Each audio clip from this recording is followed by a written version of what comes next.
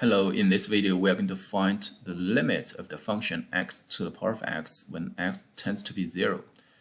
So we would like to know if x tends to be 0 from the positive side or from the negative side. So we have to look at the domain of this function x to the power of x. So when x is positive, so I just directly bring up the graph of this function.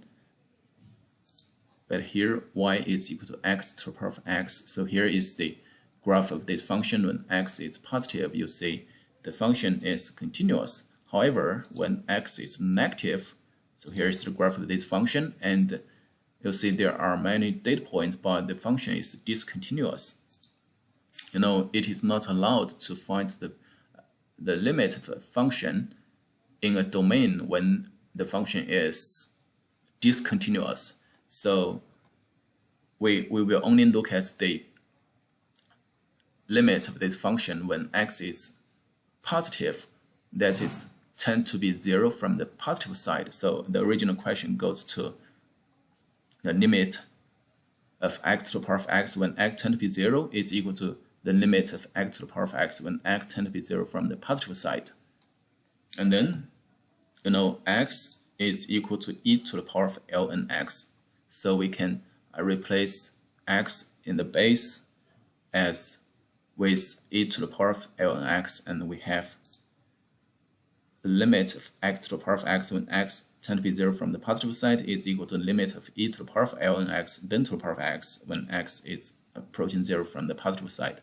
So right here we can apply the rule a to the power of m then to the power of n is equal to a to the power of m times n. So here e to the power of ln x then to the power of x can be e to the power of x times ln x. So we have e to the power of this part can be written as e to the power of x times ln x. So let's look at this term, e to the power of x times ln x.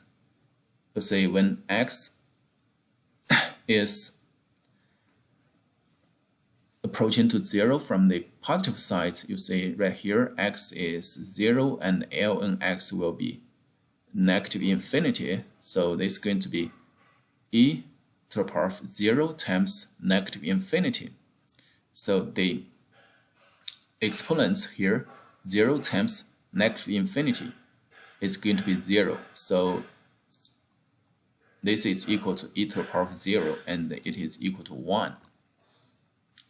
With this, we get that the limit of x to the power of x when x tends to be 0 is equal to 1, and this is the final answer to the original question. Thanks for watching. I would appreciate if you can subscribe to this channel for more videos. I will see you in the next video. Thanks, bye.